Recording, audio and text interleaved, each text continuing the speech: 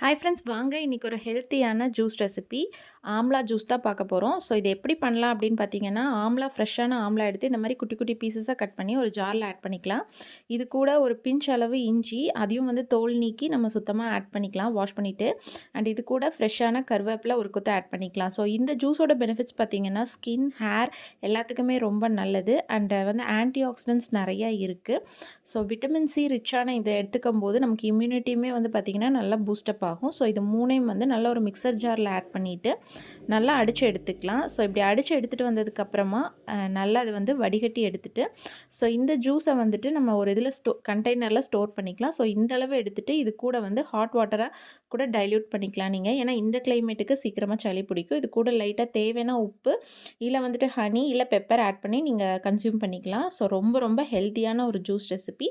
Store பண்ணி வச்சு கண்டிப்பாக யூஸ் பண்ணி பாருங்கள். தேங்க்யூ.